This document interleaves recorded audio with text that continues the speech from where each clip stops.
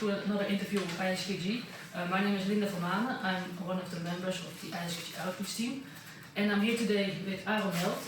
Welcome, Aaron, and thank you very much for accepting the invitation for having this interview. Thank you for conducting the interview. So Aaron, you work at the University of Jena in Germany and also part of Princeton Gravity Initiative from the DAAD Prime Fellow. Before you worked in College Imperial London and you did your PhD in Heidelberg. So do you want to say something about yourself, about what you've done in previous work or what you're doing now, what the interests are?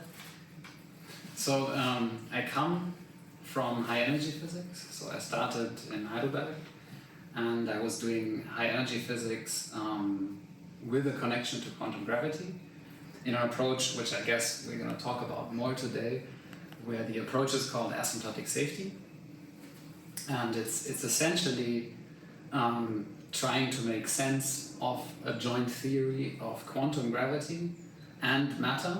So matter as in the sense of the standard model or anything that you would like to add to it as a quantum field theory. And that's sort of my background. And then I developed during the PhD a lot of interest in connecting quantum gravity to observation more generally. And so now I work mainly on this connection, and I try to cover both the particle physics side, which comes from my PhD, and more gravitational astrophysics related things. So that's my general background. Alright. Yeah, so you're more of a younger researcher than we normally have here. That's very nice to have.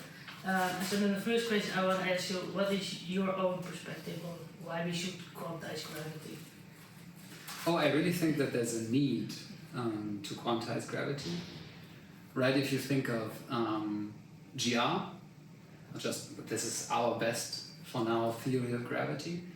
GR really is a theory of gravity on the one hand, or geometry you could say on the one hand, but on the other hand there's matter, right? So it's not just, I mean, you can take GR as a theory of just vacuum gravity, but more generally it's a theory of gravity on the one hand and matter on the other hand. And so that actually, if you write down the field equations of GR, that's exactly how they look like. So in that sense, if you start quantizing matter, and we have like tremendous amounts of evidence that matter should be quantized, right? Basically every modern physics experiment that we perform, we do find quantized matter. So we know that the one side of the equation somehow must be quantized. And then it's really tricky to not quantize the other side. Yeah. It's also tricky to quantize the other side, but if you're faced with these two choices, I have one quantized side and then I have the choice, do I quantize the other or do I not quantize the other? We kind of immediately get inconsistencies if we don't quantize the other. There's a very naive way of thinking about it as just, if you have a wave function, it has some matter distribution somewhere and some matter distribution otherwhere, and all of that is a probability distribution. But as I go and I perform a measurement, the wave function collapses and I know where the particle is. So now my measurement also must influence the geometry, must influence the gravity side of the equation.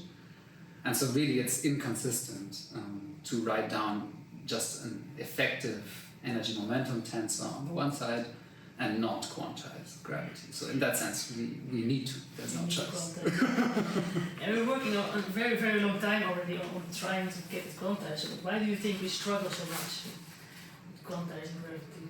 I wasn't prepared for that question actually. it's I guess the most asked question in quantum gravity.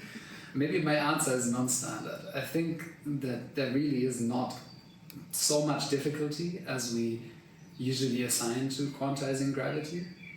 And the reason why I say that is because all of the theories that we actually have that are quantized, so for instance, parts of the standard model or even the full standard model, if you take them face value and you really ask, like, in what sense are they consistent theories, then really they are effective field theories, right? So without getting into too much technical details about the standard model, if you take the standard model and you extrapolate it to very, very high energies, it breaks.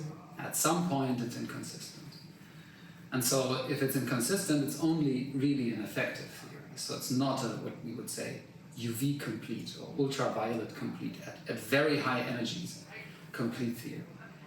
And this is actually something that is very prominent throughout all of modern physics, effective field theories.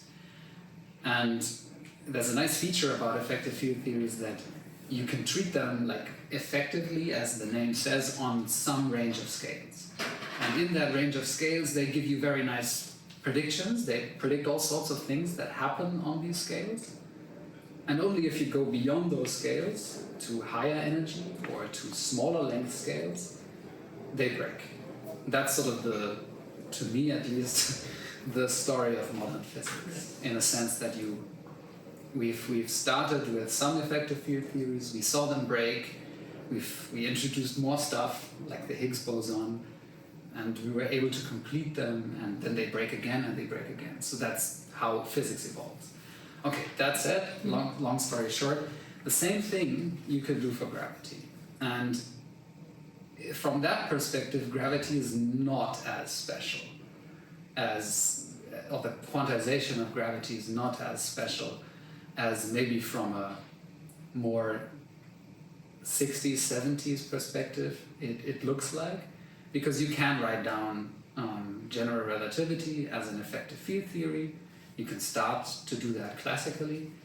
You can quantize it, you can add the loop corrections.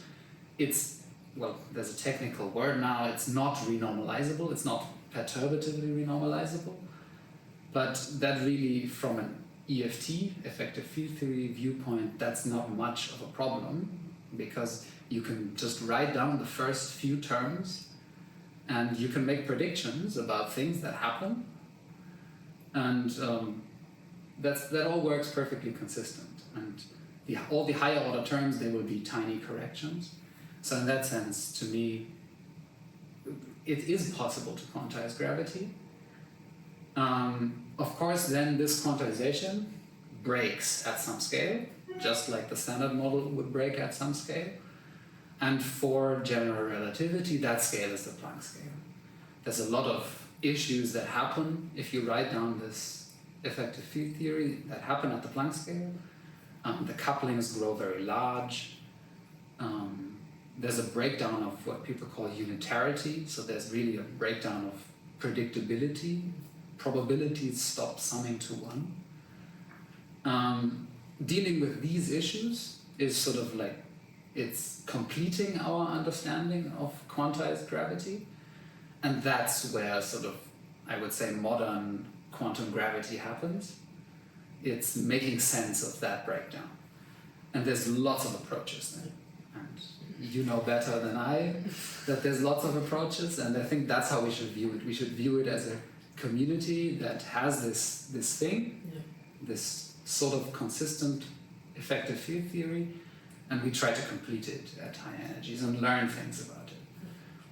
And then, to me, the question that's at my heart is not how do we quantize gravity. I said we kind of know how to do it. How do we extract predictions from that theory? And that's what distinguishes it from the rest of the effective field theories that we have. It's very hard to find corners where potentially we have predictions that we can check observationally. So your specific approach to quantum gravity is called asymptotic safe gravity. So maybe you can start at the basics and very simply explain what is asymptotic safe gravity. Yeah, so there's a technical explanation which I might get into in a bit. There's a very sort of intuitive explanation which can be given in terms of symmetries, right? So symmetries are very important, of course, to physics, both that they simplify calculations. If you assume symmetries, you can perform calculations. For instance, if you think about black holes, if you assume spherical symmetry, you can do calculations and you find the Schwarzschild solution. Without symmetries, that's much harder. Or put differently, symmetries are everywhere in nature, right? If I stop one half of my face and I ask you what's the half of my face, you can tell, right? Because you're used to faces being symmetric. And similarly, there's lots of spherical symmetry in our life, in our world. And there's another kind of symmetry that's actually also approximately around in many places, and that's scale symmetry, which really means that as you change scale, as you go and you zoom in closer to something, it looks the same as before. So, for instance, you can see that in ferns, right? The plant, the fern. You can look at a leaf of a fern, and then you zoom in onto one part of the fern, and it looks the same as the whole leaf of the fern. Actually, trees in general, I mean, for general trees, it's a little less perfect than for the fern, but trees grow in some sense in that way. There's a branch, and it splits into smaller branches, and the branches again split into smaller branches. So in that sense, there's a lot of approximate scale symmetry in our world.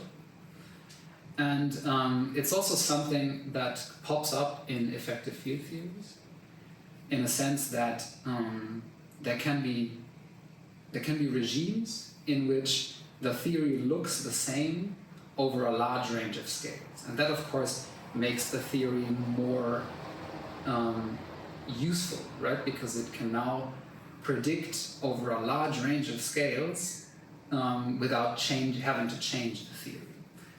And so getting back to this, completing theories at very high energies or at very small length scales, you can now ask, under what circumstances can I complete a theory at very high energies or at very short length scales? And then what you find is that the answer is if these theories are scale symmetric, if they become scale symmetric at very high energy. Because then the theory is useful, right? If it's fully actually scale symmetric, it means that the theory is useful to arbitrarily high energies. And we have very rare examples of these theories. In particular, we have very rare examples which are connected to nature. We have one, which is QCD, or quantum chromodynamics, the theory of part of the atom. So that theory is probed at colliders, for instance. And what we see is that the coupling constant of that theory, it falls off at very high energies. And it falls off to zero, and it smoothly goes to zero. And this, of course, has been called asymptotic freedom. And now you can already anticipate the relation to asymptotic safety. Well, asymptotic freedom means that the theory becomes scale symmetric at very high energies. And in addition, the coupling constant is zero. Actually, all of the coupling constants are zero that you can write down.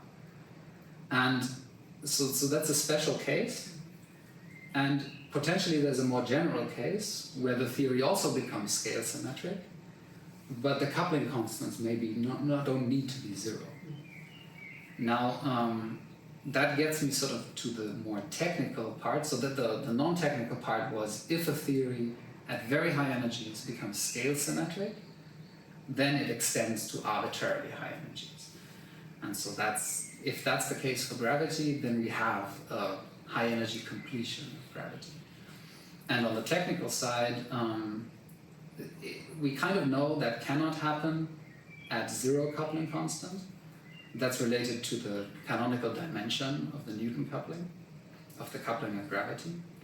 But it might happen at non-vanishing coupling constant.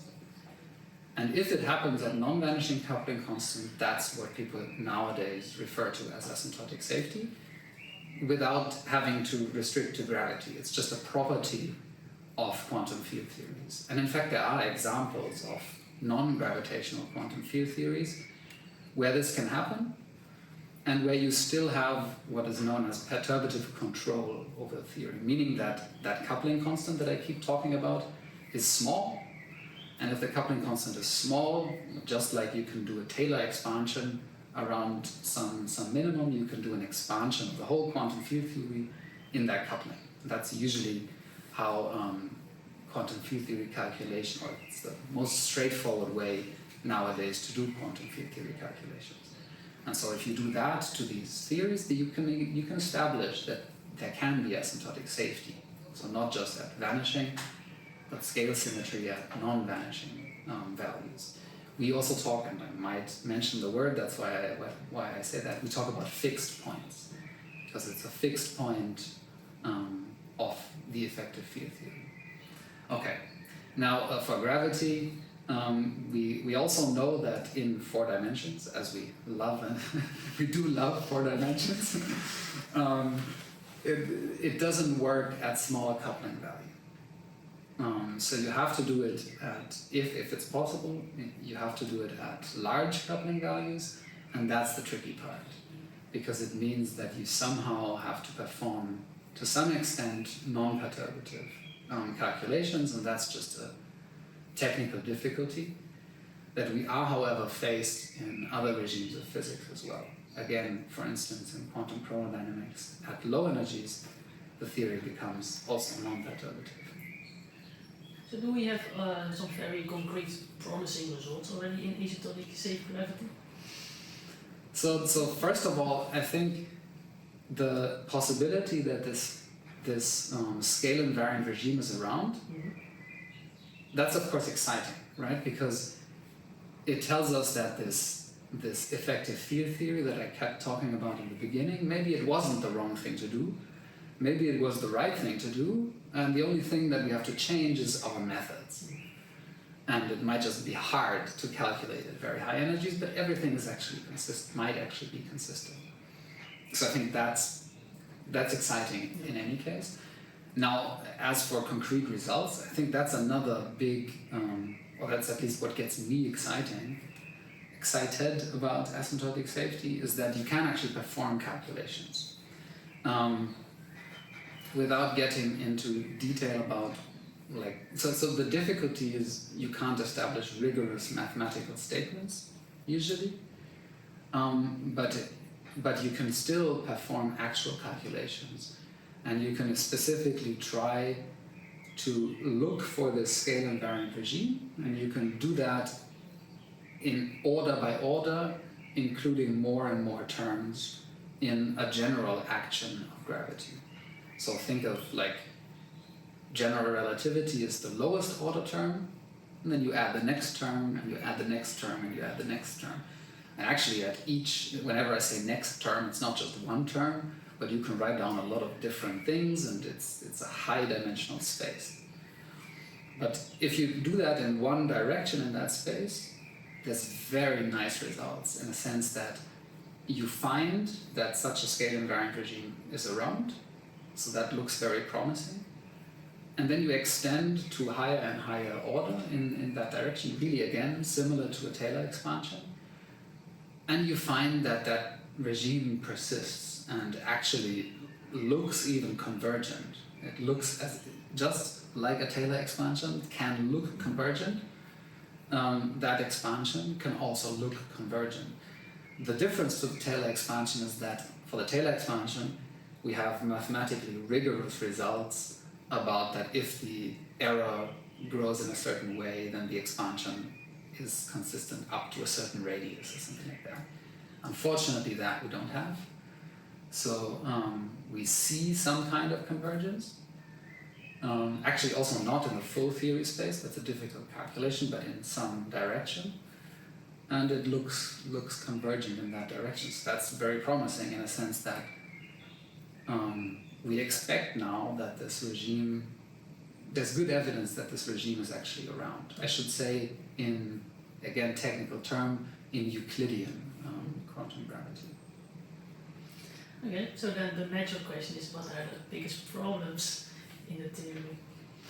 Yeah, I think I already, because I said I'm emphasizing Euclidean. One of the big problems is that, one of the big next things to sort of do is to make some form of statement about the Lorentzian theory and to make that rigorous, or well, maybe rigorous is too much to ask, but to make that more formal. because, as I said, for now all of these theories are in Euclidean space, which really means we're calculating in 4 spatial dimensions, and time is just not special. And we see this thing around, and you might know from normal flat space quantum field theories that you can do Wick rotation, right? And you can relate the Lorentzian theory to the Euclidean theory. And there's even in normal quantum field theories that is something that mathematicians still struggle about. But now in a gravitational theory, where it's not even clear that you're in flat space, that's much more of an issue. And we don't actually know that the Euclidean theory relates in any form, to be perfectly honest, to the Lorentzian theory. And so what one would really like to do is perform similar calculations for the Lorentzian theory. That's a big challenge, and I actually think that borrowing from other approaches to quantum gravity can really help with that. Okay, so there are kind of 2 big topics that we still like to talk about. So one is black holes, it's a very popular topic, and the other one is standard model, also very related to this theory. So let's say start with black holes, if you agree with that.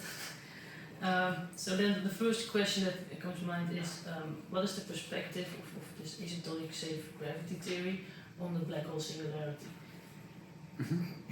So let me so now we're getting into, in my understanding, we're getting into phenomenology, Yeah. which is exciting to me. That's the thing that I would say one should do, because I said that, well, there's many approaches to quantum gravity. We have this kind of consistent effective field theory. We might learn something about these different approaches at very high energies. Now, if we want to learn something in physics, we need to make contact to observation. And quantum gravity shouldn't be special in that. We should always make contact to observation. And making that contact, well, we need some observation, and you mentioned black holes, and you mentioned the standard model. There's also cosmology. And these areas of physics, there are established communities which work with effective field theories. And that's one of the, I think, big advantages of the formalism of asymptotic safety, that if we think about quantum gravity in that way, then really we are very close to that effective field theory formalism. And so it's not that hard to make the connection to observation. And I can even envision that other communities in quantum gravity, so other approaches in quantum gravity, we might find relations that they can, so through the concept of asymptotic safety, we might be able to relate them to experiment. So in all of that, my hope is that we learn something about these and these features of quantum gravity. They don't work well with our world. Those features, they kind of work with our world, and maybe even there are some features which tell us something exciting of our world. Okay, and now you asked about black holes and the black hole singularity.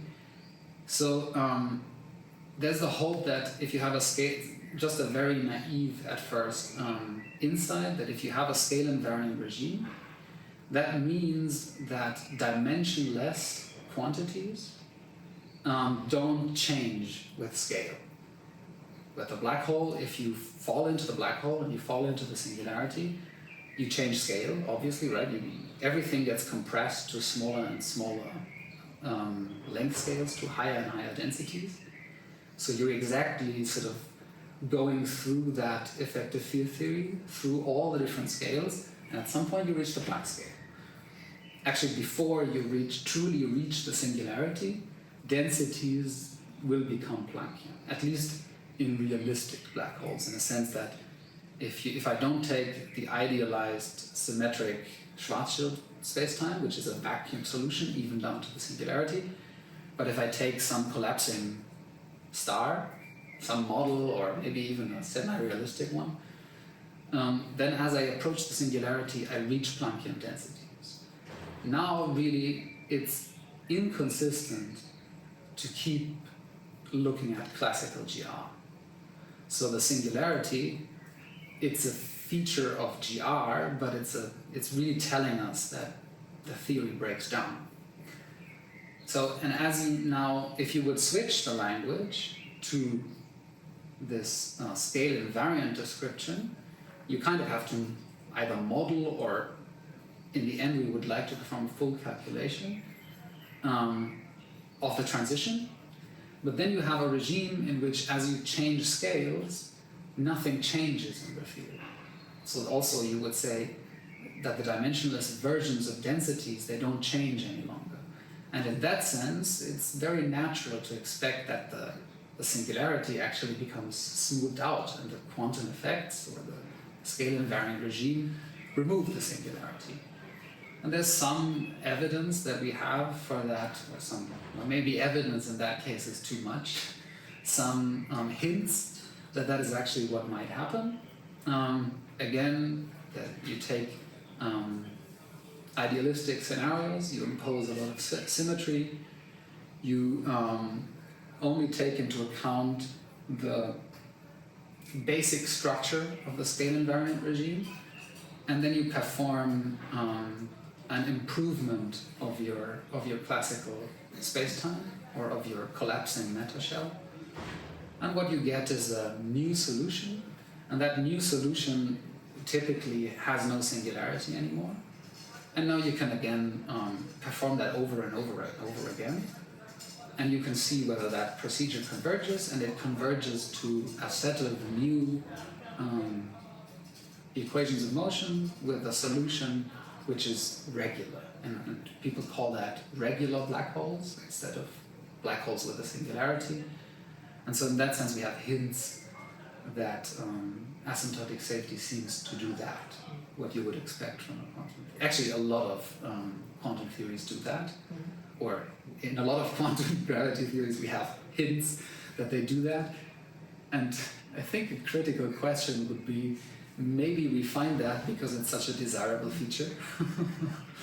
So one of the things that my work is currently concerned with is really trying to find how rigorous these predictions are, and do we lose them under certain circumstances, and maybe we learn something then about our prejudice. Yeah.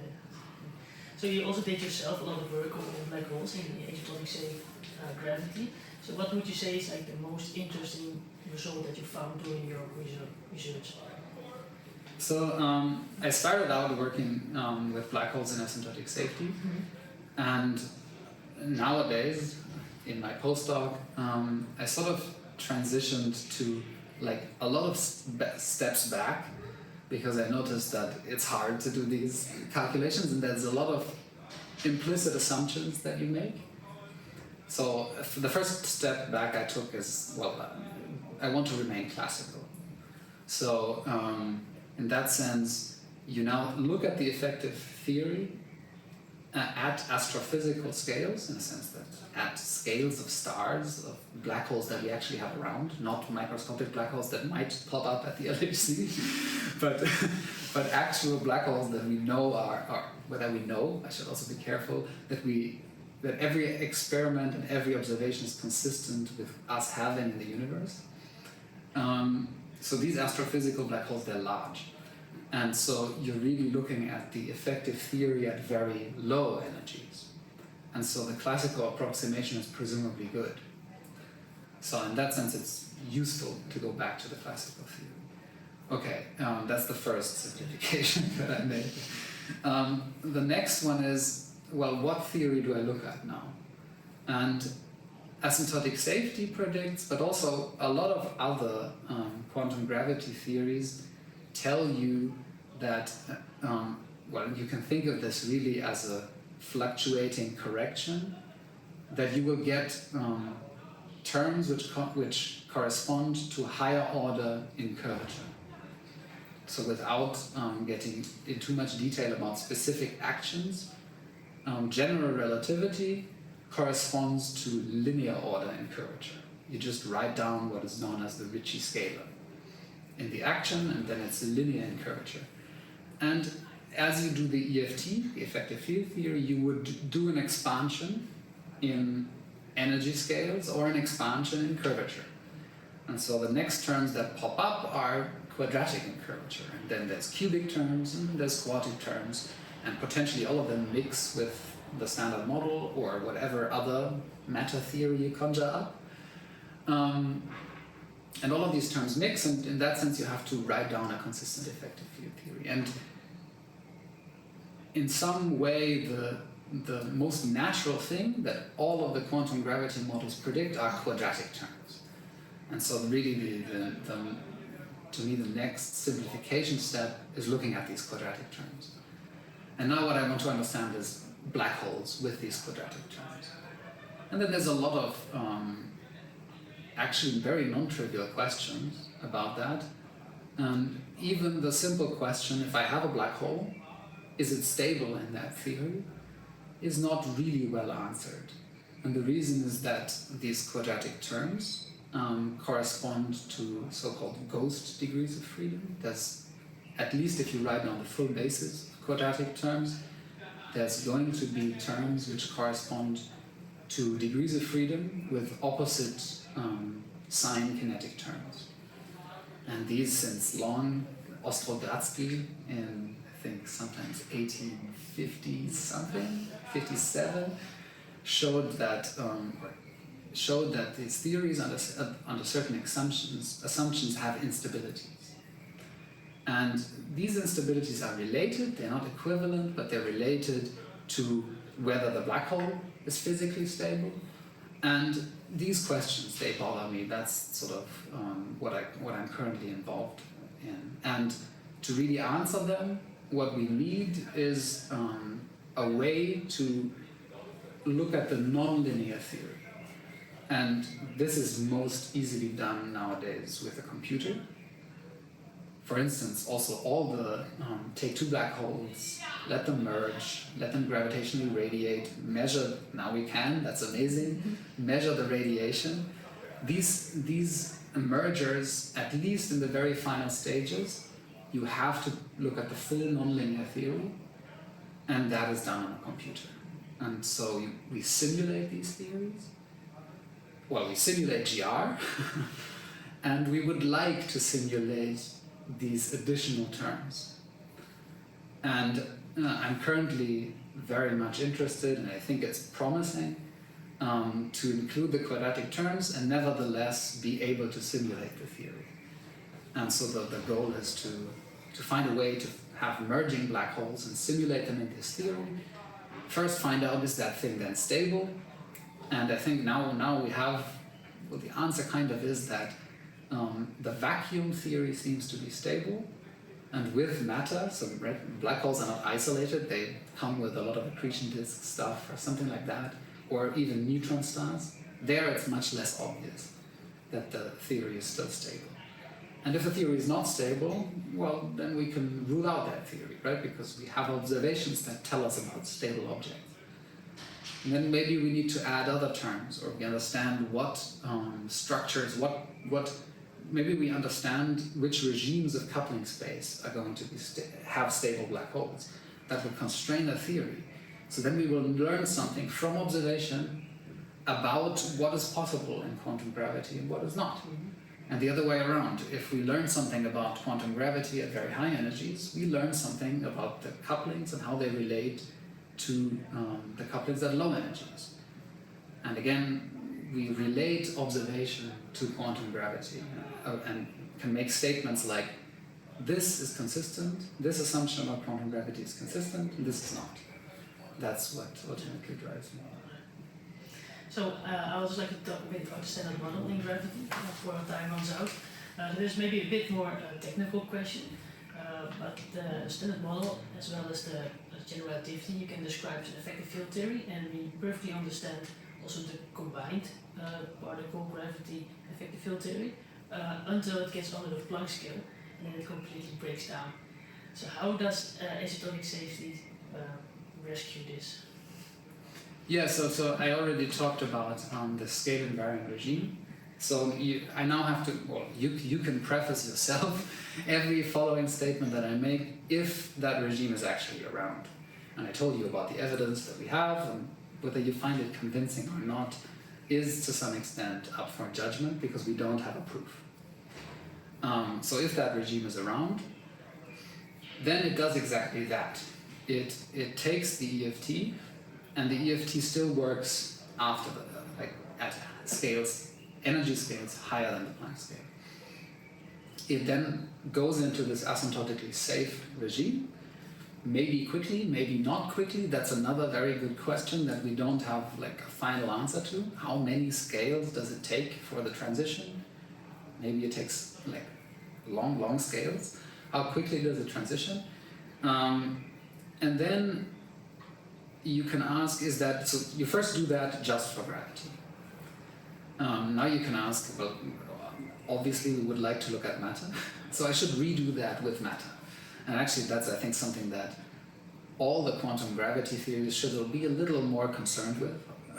Like, what if you actually put in the standard model, or can you find the standard model? And that's what my PhD was about. So we took the standard model and we tried to ask, can we find a common scale invariant regime? And then there's some evidence again that you can. And then the next interesting question is, of course, well, if you have such a scale invariant regime, does it tell you anything? And that's what I was most concerned with in the PhD, and still am. And the assumption that we make is it's really just the standard model. And in some sense, we know that that's not true. There's some things like dark matter which have to find some explanation. And if they don't have a pure gravity explanation, then you need an additional field. But that can be one scalar field, so maybe that doesn't change the story too much. And then that's an assumption, and it's an important assumption because it sits in between, in terms of scales, the standard model and that asymptotically safe regime. So it sits in between, and we need to assume that. So we postulate there's nothing else around. And then there's this direct connection that I already talked about. And so now you can take that scale invariant regime and you can ask what predictions does it make. And for that I have to make one more excursion, if you permit. So now scale invariant regimes, they come with two types of couplings. Or two types, you can think of perturbations.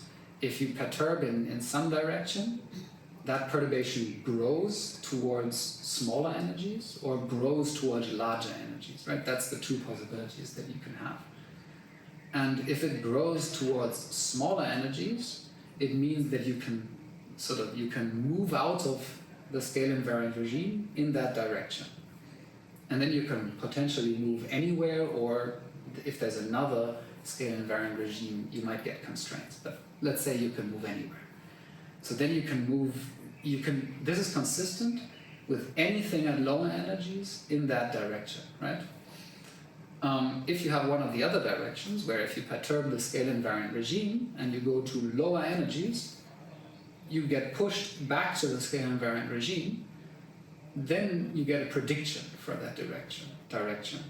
And then the story is more complicated because it's not actually just one scale invariant regime, but then I said the scale invariant regime departs at the Planck scale, right? So all of this is, you should think of like a surface, and that surface is curved towards the infrared, so it transitions, but you stick to the surface. And the dimensionality of the surface is determined by how many directions you have which depart from the fixed point, or from the scale invariant regime towards lower energies. And so we try to ask the standard model couplings, are they going to be these directions which depart and therefore can take any value, or are they maybe directions which are pushed back to the scale invariant regime, are pushed to the surface, and therefore in experiment we should then find that all of the couplings are close to the surface, meaning there's a prediction to check. And you can first ask which of the standard model couplings correspond to such, we call them irrelevant directions. So which of them have to lie in that surface? And then if they do, can that be consistent with observation? And there's a couple of interesting partial results, I would say, that we were able to establish. We kind of know that the standard model now is, we can get the standard model from a UV complete regime. Again, with the preface that if the fixed point is around. And then there's the possibility of even relating different couplings of the standard model. And that is unfinished work to some extent. And we know that, or we found that there's interesting relations between different masses of elementary particles, right? The standard model, it comes with a lot of different couplings. That's kind of ugly in a sense of a theorist.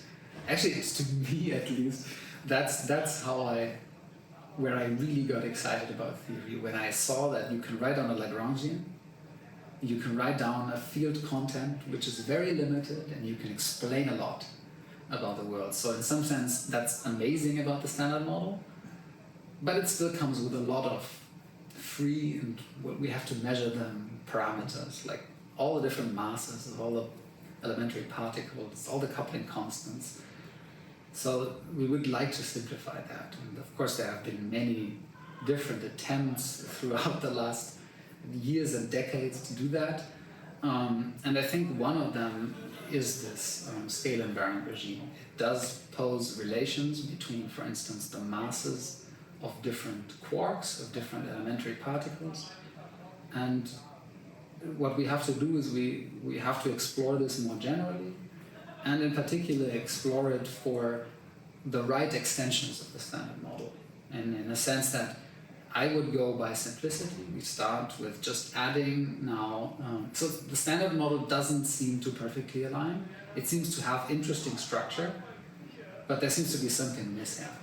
And so maybe the right meta content that we have to add, and we will learn something about the relations, and maybe everything will fall into place. That's sort of the ultimate dream. Of course, that's far away, but I think that's what we should go after, because in the end, that's how you make progress, real progress, I think, on a theory of quantum gravity. Because what will convince people is if you have actual relations to observation, and if you can make those quantitative, in the end, that's what convinces physicists, right? Calculating the fine structure constant and showing that that relates to experiment. That has convinced people of Q of T. And yeah, in the same way, I think that's if we want to convince people about a particular approach to quantum gravity, that's the way to go. Yeah. So you already talked a lot about observations, so I still would like to ask the question.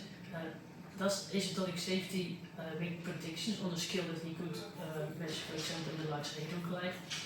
Yeah, I think in that specific way, in which I already alluded to, that it makes indirect predictions about stuff at observable scales. And I don't think that asymptotic safety is special in that way. I really think that that's true for presumably most of the quantum gravity models around.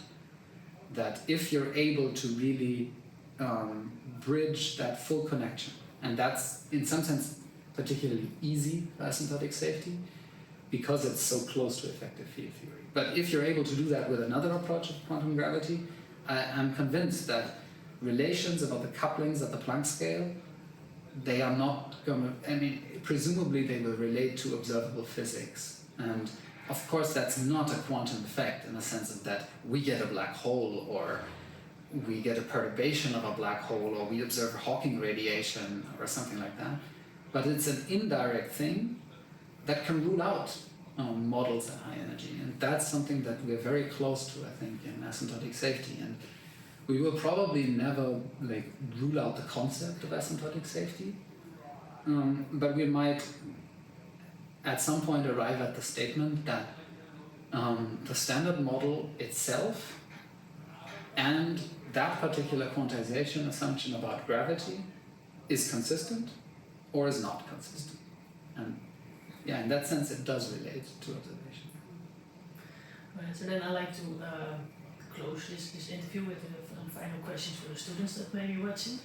So first of all, why did you choose to go into quantum gravity?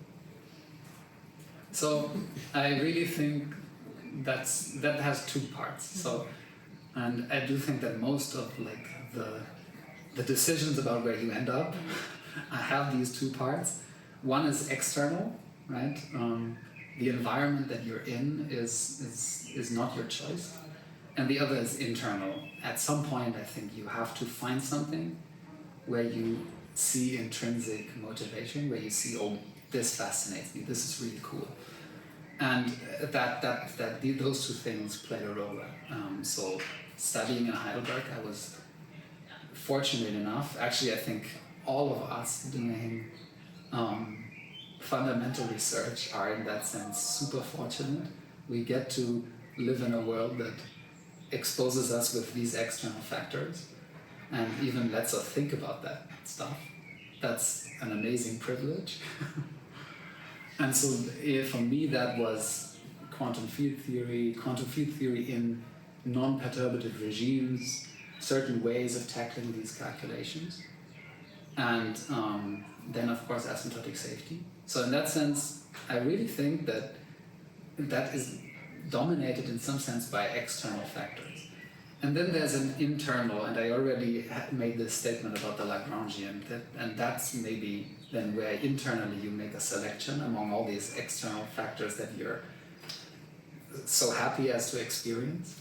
And that's this fascination of like cooking down things to even simpler structures. And in that sense, I'm also convinced that one of the real paradigms that I want to follow is if it reduces the number of free parameters, it's meaningful, and if it doesn't, it's not meaningful, or maybe it's not as meaningful as if it does. That always fascinated me about asymptotic safety, that it can do that. It's a concept that can reduce the number of free parameters, has at least the potential. And even if it has a lot of theoretical open questions, exploring that potential excited me, and with the external factors, with having the opportunity to do the PhD in that field, that combination of external and internal, I think got me here. Do you have any encouragement or wisdom for the students who want to study quantum gravity?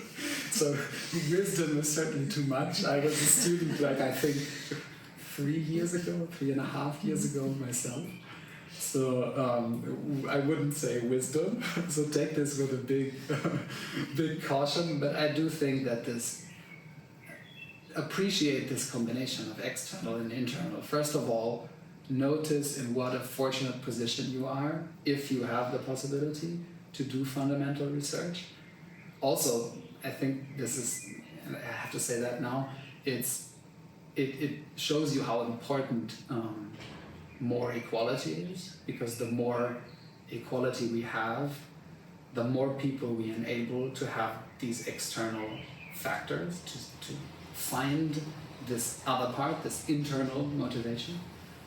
And then if you have an internal motivation, pretty much, for now, don't care about what. If you have an internal motivation, follow it. And of course, we're scientists, right? Take into account, read up on everything that you can find on this internal motivation, and ask, is there still something to this internal nagging thought that I had? And if there's not, drop it. That happens a lot of times. That happened to me and still might happen to my research directions, right? You always have to keep that open mind. There are things that can kill it. But if you find that you read up a lot on something that was this internal motivation, and you don't find something rigorous that tells you it can't be that way, then maybe it's a good idea to go on. And doing that over and over again, and a lot of times finding that you don't find, I mean, there's something that contradicts your nagging intuition is how you learn, right? That's how then you really understood something. That's already great. But at some point, presumably, there will come something where you have this intuition, and there's a tiny thing that you can somehow fiddle, and then it doesn't contradict things, and then you go on, and that's then I think what you should stick to. That's my kind of wisdom. Very good wisdom, yes.